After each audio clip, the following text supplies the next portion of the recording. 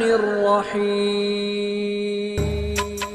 Sebelum video ini dimulai, pastikan Ya kamu sudah mengklik Nabi tombol salam alaika, Ya Rasul salam alaika. Faqala qailun wa min qillatin nahnu yawma idzin qala bal antum yawma idzin kasirun walakinnakum ghutha'un ka ghutha'is sail wa la yanzi'anna Allahu fi suduri wa aduwwikumul mahabata minkum wa la yakdhifanna Allahu fi qulubikumul wahan. Faqala qailun ya Rasulullah wa mal wahan qala hubbud dunya wa karahiyatul maut. Hadis riwayat Imam At-Tirmizi dan Imam Abu Dawud, yang artinya, dan tidaklah kehidupan dunia ini melainkan hanya permainan dan senda gurau, sedangkan negeri akhirat itu sungguh lebih baik bagi orang-orang yang bertakwa. Tidakkah kamu mengerti? Rasulullah Shallallahu Alaihi Wasallam, dari Sauban ia berkata bahwasanya Rasulullah Shallallahu Alaihi Wasallam bersabda, hampir saja kata Rasul, para umat, para kaum kafir dan orang-orang musyrik mengeroyok kalian, mengerumuni kalian dari berbagai penjuru, sebagaimana mereka berkumpul menghadapi makanan, hidangan dalam piring. Kemudian sahabat bertanya, katakanlah wahai Rasulullah, apakah pada saat itu jumlah kami sedikit? Rasulullah menjawab, tidak, bahkan jumlah kalian saat itu sangat banyak. Akan tetapi kalian bagai sampah, bagai buih yang dibawa oleh air hujan. Allah akan menghilangkan, mencabut rasa takut dalam hati musuh kalian, dan akan Allah tanamkan ke dalam kolbu ataupun hati kalian penyakit wahan. Kemudian sahabat bertanya, apa wahan itu wahai Rasulullah? Wahan adalah hubbud dunya wa karahiyatul maut, cinta dunia dan takut mati. Al-Quranul Karim surat yang ke-6, surat Al-An'am ayat 32, dan hadis Rasulullah Sallallahu Alaihi Wasallam riwayat Imam At-Tirmizi dan Imam Abu Dawud. Masyarakat muslimin jemaah subuh rahimakumullah, bersyukur kita kembali ke hadirat Allah yang dengan limpahan rahmat dan karunia Allah, alhamdulillah sampai pagi ini Allah masih memberikan kita kesehatan, kesempatan untuk dapat kembali beribadah. Semoga ibadah yang telah kita laksanakan diterima Allah Subhanahu wa taala. Amin. Salat beriring salam kita mohonkan kepada Allah, semoga senantiasa dilimpahkan buat junjungan kita Nabi Allah Muhammad sallallahu alaihi wasallam. Ibu bapak yang saya muliakan, izinkan saya menyampaikan nasihat agama Allah dan Rasulullah yang berlandaskan kepada ayat dan hadis tadi. Kita beri judul mewaspadai bahaya penyakit wahan. Mewaspadai bahaya penyakit wahan. Salah satu penyakit yang pasti akan menimpa umat Islam di akhir zaman kata Rasul adalah yang disebut beliau dengan penyakit wahan. Penyakit wahan ini Ibu Bapak sesungguhnya lebih berbahaya ketimbang virus penyakit jasad. Seperti virus corona kemarin. Ini lebih berbahaya ini. Namun tidak menjadi kekhawatiran oleh sebagian kaum muslimin di dunia ini. Padahal ketika penyakit ini menjangkiti hatinya orang-orang yang beriman, ini tingkat keberbahayaannya sangat luar biasa, dampak keburukannya sangat luar biasa. Kalau penyakit yang sifatnya virus jasad yang menyerang jasad, itu paling-paling hanya akan mampu untuk mematikan jasad, tidak lebih dari itu. Seperti virus corona kemarin kan mati sekian orang, ya paling jasad yang mati. Dan oleh Rasulullah penyakit-penyakit menular taun yang menyerang jasad itu orang mukmin terkategori mendapatkan syahid ketika tertular. Tetapi jika yang tertular itu adalah virus penyakit wahan, mati kolbunya, begitu, ini tidak mati syahid, tidak tergolong mati syahid itu. Karena penyakit wahan itu kalaupun tidak mematikan kolbu, menjadi kolbun mayat, paling tidak dia membuat kolbu sakit, kolbun marid begitu, kolbu yang sakit. Sehingga ini Bapak Ibu saudaraku kaum muslimin perlu kita waspadai, jangan-jangan kita ini juga terjangkit begitu, tertular begitu. Nah, tentu kita sendiri yang mestinya berusaha untuk mengobatinya ketika kita terjangkit begitu. Kita sadari kita terjangkit, terus kita usahakan untuk mengobatinya. Karena ini virusnya virus batin yang menyerang kolbu, hati nurani yang diserangnya oleh penyakit wahan ini. Wahan secara bahasa berarti juga adalah ad-da'if atau lemah, atau juga berarti juga jubun, pengecut, penakut begitu. Lemah semangat beragamanya kaum muslimin, lemah ghirah untuk menegakkan agama Allah pada dirinya, keluarganya, masyarakatnya, atau komunitas muslim yang lebih besar di dunia. Kan begitu.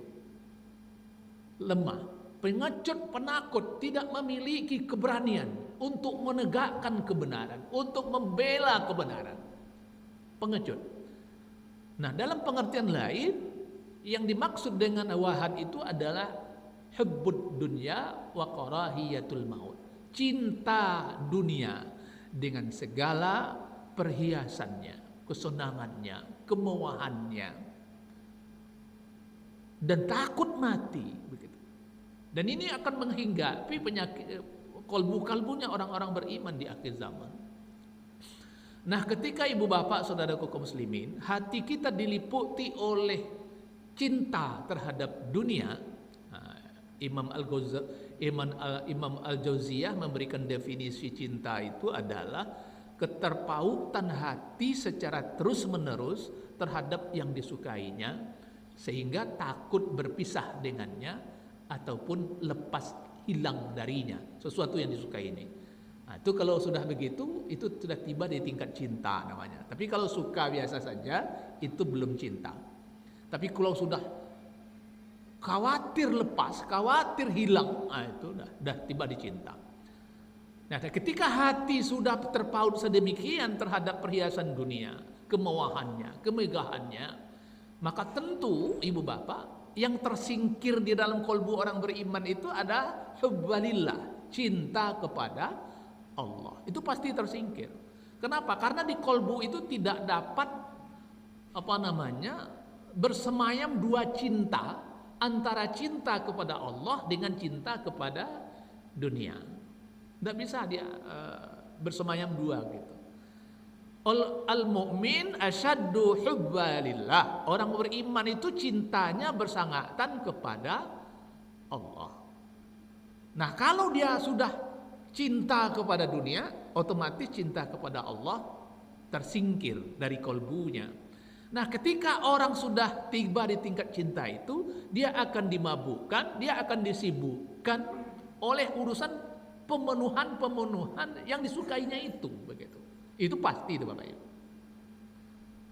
Pasti kita disibukkan oleh hal yang disukainya itu. Nah, kalau dunia yang dicintai yang masuk kepada kolbunya, kita akan berpacu, berlomba untuk mengejar, mengumpulkan dunia tersebut. Karena itu menjadi sesuatu yang disukai. Bukan berarti kita tidak boleh menyukai dunia, bukan begitu. Tetapi yang tidak boleh itu, dunia itu diletakkan di dalam hati nurani, kolbu, itu tidak boleh. Dunia itu hanya boleh sampai genggaman, tidak boleh masuk ke dalam kolbu.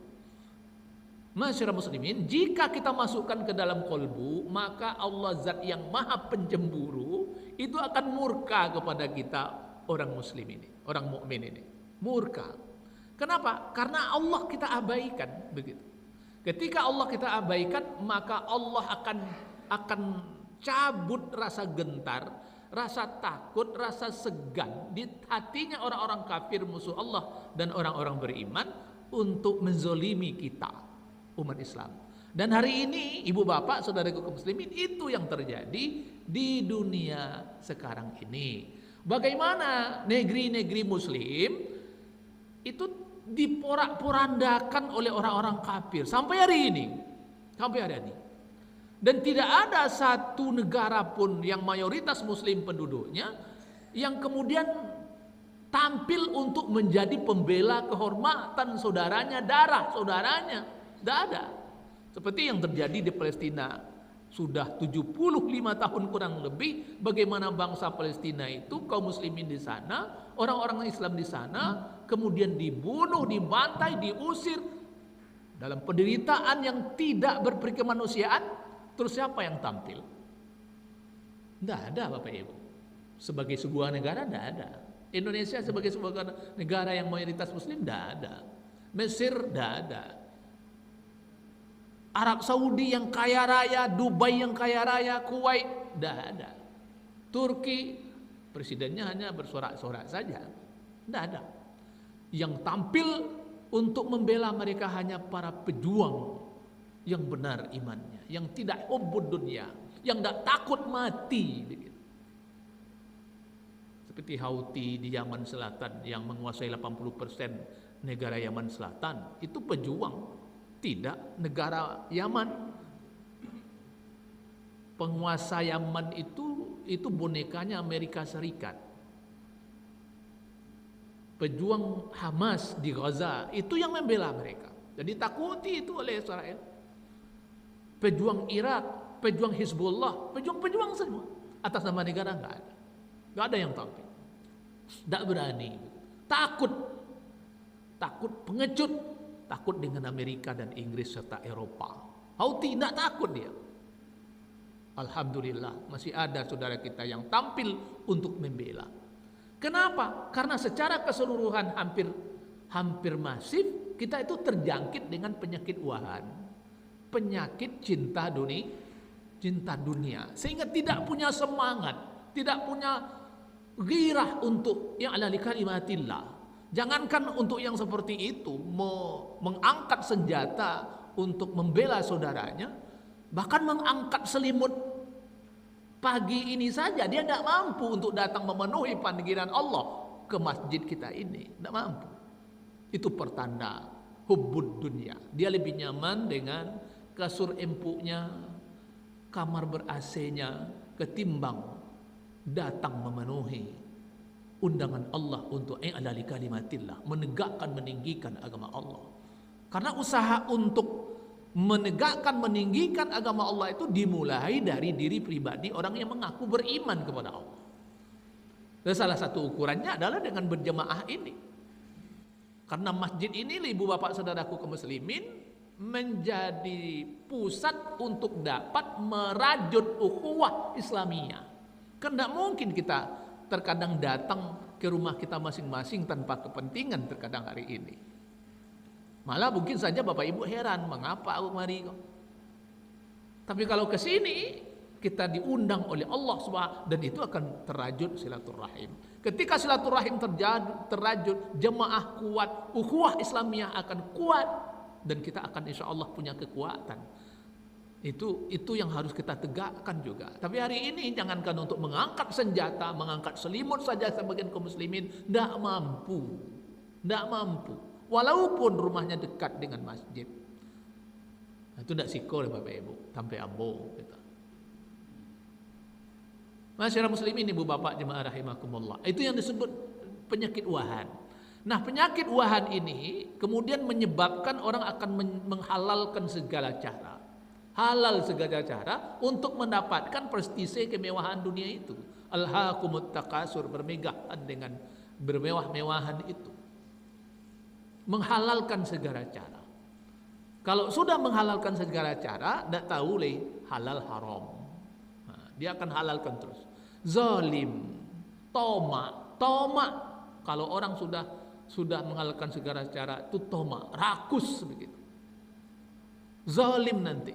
Tidak tahu apakah ini kebenaran atau tidak kebenaran. Kenapa? Karena yang dituju itu dunia. Yang penting saya dapat begitu. Masalah mau benar atau tidak benar caranya itu urusan lain gitu. Yang dikejar dunia. Maka ibu bapak saudaraku kaum muslimin, akibatnya adalah ketika muslim mukmin di kolbunya terjangkit penyakit wahan, dia pasti akan meninggalkan jihad fisabilillah. Jihad itu artinya secara bahasa adalah kesungguhan untuk melakukan perjuangan. Salah satu maknanya juga berarti perang. Tapi secara umum jihad itu adalah kesungguhan untuk melakukan perjuangan, menegakkan agama Allah Subhanahu wa taala pada diri, keluarga, masyarakat, bangsa, negara dan dunia.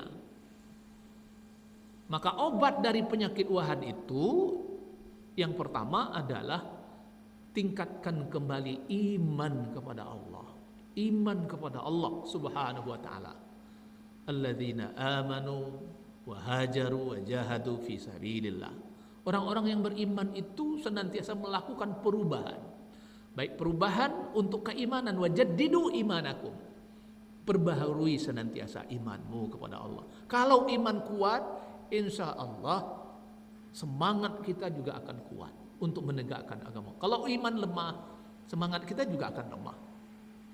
Amanang kue semangat apa-apa atau ibu-ibu dalam bagamo kini? Apa? Mana banyak biasanya Pak? Jemaah ibu-ibu atau jemaah apa-apa? Ibu-ibu namanya ratu-ratu. Ratu-ratu ibu-ibu. Kalau ini lain bagian bang sih kau. Tapi ratu-ratu itu ibu-ibu banyak. Atau apa? Kau nak banyak mati atau ibu kau nan jumlahnya banyak gitu. Kenapa? Kau nak banyak mati napa? Karena laki-laki kau kan memang capek mati kau. Masyarakat muslimin rahimakum, tingkatkan keimanan. Yang kedua, tingkatkan ketakwaannya kita kepada Allah. Ketakwaan. Takwa dalam pengertian sederhana berarti adalah melaksanakan yang diperintah dan meninggalkan yang dilarang. Apapun yang diperintah Allah laksanakan. Apapun yang diperintah laksanakan. Dan dilarang tinggalkan. Itu dalam rangka berjuang menegakkan agama Allah Subhanahu wa taala. Yang ketiga, zuhud terhadap dunia. Ini perintah Rasul.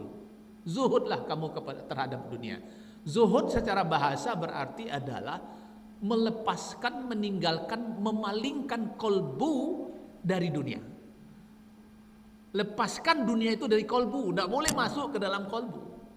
Karena kalau nanti masuk ke dalam kolbu kita kemudian menjadi cinta, kita takut berpisah, kekhawatiran kita akan sangat besar dengan dunia ini kalau hilang. Pasti itu Pak. Anak sajalah contohnya, anak Pak, itu kan dunia juga, istri, suami itu kan dunia. Anak saja kalau dimasukkan ke dalam kolbu, dicintai begitu di dalam kolbu, itu ibu bapak akan sangat khawatir sekali hilang. Khawatir sekali itu. Cameh mana, begitu. Kecemasan-kecemasan itu terkadang membuat perilaku ayah ibu kemudian mendidik mereka secara tidak benar. Memanjakan anak begitu, berlebihan karena kesukaan tadi, cinta tadi, dan kekhawatirannya terhadap hilangnya anak ini akan sangat tinggi. Kalau sempat anak kau hilang, stresnya Pak. Sampai anak kau mati, stresnya tuh. Nah, maka hati-hati Bapak Ibu. Ini urusan Allah. Dunia itu jangan dimasukkan ke dalam kolbu. Apalagi anak itu hidup matinya urusan Allah Subhanahu wa taala. Jadi kalau hidup alhamdulillah, kalau mati alhamdulillah loh. Kalau tidak dalam kolbu. Tapi kalau dalam kolbu tidak bisa seperti itu tuh Pak. Tidak bisa. Apalagi anak satu-satunya Tongga Babel yang siupiak sinan sibuyang cinan hilang. Apa kira-kira Bu? Lebih bisa ibu nerima tuh. Hilang anak satu-satunya mati gitu. Bisa tidak nerima jiwanya? Kolbunya? Tidak.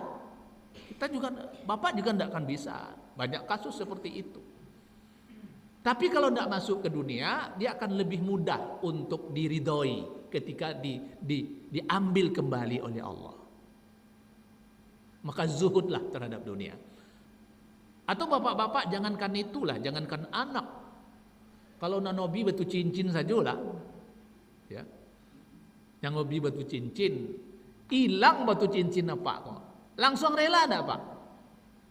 Enggak, pasti enggak. Enggak bisa langsung ridha itu. Ya. Kecuali enggak hobi. Kalau enggak hobi enggak ada masalah kan? Enggak cinta. Hobi itu kan cinta itu bahasa awak. Ya kan? Kalau belum tidak di tingkat cinta, kalau dia lepas biasa saja. Tapi kalau sudah di tingkat cinta itu bermasalah jadinya. Maka Rasul mengajarkan kita izhad fid dunya. Zuhudlah kamu dengan dunia. Nang ketiga, nang keempat, banyaklah mengingat kematian.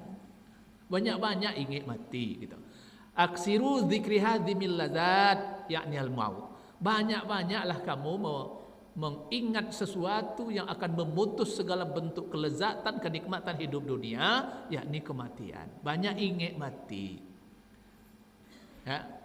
Ma'ajaru ingat mati banyak-banyak. Di antaranya ibu-ibu, bapak, saudaraku kaum muslimin, caranya sering-seringlah ziarah kubur. Jadi traveling healing ibu-ibu bapak ke kuburan lah cok. Ndak katang kayu ni dah. Ndak kasih rukam dah. Ke kuburan tunggu hitam. Air dingin.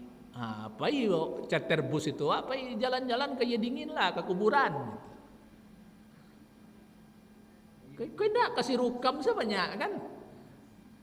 Ke Tangkayo namanya healing traveling saya tarui kan gitu. Akhirnya lupa dengan kematian. Padahal mati itu tidak pernah lupa jawab gitu. Kematian itu tidak pernah lupa dengan kita. Nah kalau seseorang sadar duit kok mati, maka dia tidak mau terjebak untuk mengejar dunia. Fala taghurrannakumul hayatad dunya. Jangan kamu tertipu dengan dunia, kata Allah. Jangan kamu terperdaya dengan dunia. Kenapa? Ad-dunya mata'ul ghurur. Perhiasan dunia ini hanya menipu begitu. Ketika kita mati, ana wak bawanya dari dunia kau. Ndak ada. Kaliang-paliang yang sifatnya dunia yang kita bawa untuk berkubur jasad hanya kain kapan 3 lapis untuk apa-apa, 5 lapis untuk ibu-ibu. Itu pun pemberian orang lain begitu. Tak perlu lawak sibuk dah tu. Ya kan? Saya yakin itu nanti. Di antara bapak-bapak ini kalau ada yang mati duluan dari saya, itu tidak akan dikubur dengan kain kapan yang hasil jerih payahnya. Pemberian anak, bako, kan gitu. Itu yang paling kita bawa berkubur. Sementara harta yang lain yang kita kejar sewaktu hidup di dunia dulu dan habis umur kita mengejarnya, tinggal di dunia balik. Rumah rancak tinggal, oto rancak tinggal, piti banyak tinggal, parak laweh tinggal, istri rancak tinggal, nikahi lo di orang lepak. Kayak apa? Iyalah. Paling ibu-ibu kok ya sampai indah lah atau 1 tahun 2 tahun dah bu. Boleh dibuat nikah lihat setelah meninggal masa indah selesai. Lah ibu indah. Lah, indah pak lo kok. Lain gitu. Kalau apa-apa meninggal istrinya ada masa indahnya. Ada yang masa indahnya. Indah, bisa sana kali. Capek saya gitu. Karena bapak-bapak tuh paling tak tahan sendiri bu. Berbeda dengan ibu-ibu. Masyarakat muslimin ibu bapak jemaah rahimakumullah, maka oleh karena itu Rasul menegaskan zuhud kepada banyak ingat kematian. Banyak ingat kematian. Karena dengan ingat kematian itu insya Allah akan meredakan syahwat dunia kita. Dan paling kadang syahwat dunia kok ibu-ibu atau bapak? Hah? Ibu atau apa? Apa? Sabana tu bu. Ambo yakin apa-apa kok jarang beli baju barunya kok. Iya pak? Iya. Tapi ibu-ibu, acok mana jilbab tabarak lemari di rumah ada. Ada apa ni beli dulu mah? Kenapa? Karena syahwat ibu-ibu itu dengan dunia yang paling besar. Jadi tantangan ibu-ibu di dunia itu adalah perhiasan dunia. Tantangan apa-apa di dunia aku adalah ibu-ibu. Perempuan ujiannya. Memang begitu Pak, Bu. Maka Pak kok kalau ke membali-bali itu ndak ke semua ibu-ibu. Tapi kalau ibu-ibu, barasa dia gipiti nak cukui ada tuh. Tanya Bu. Tapi kalau apa-apa ndak begitu. Apa yang ditujuan itu saya balinya. Tapi kalau ibu-ibu ndak cukui tari cerita itu istri yang Bu mah. Anak 10 Bu. Ada cukui dah jalan. Maka ibu bapak saudaraku kaum muslimin, ini perlu kita waspadai dan menjangkiti awak. Kalau kita terjangkiti kita sadari. Kemudian tentu terakhir kita tambah ilmu kita, pemahaman kita tentang agama Allah Subhanahu wa taala. Dengan ilmu sesungguhnya dapat kemudian meluruskan diri kita dari hal-hal yang tidak diridhai Allah Subhanahu wa taala. Demikian saja, banyak maaf. Billahi taufiq wal hidayah. Assalamualaikum warahmatullahi wabarakatuh.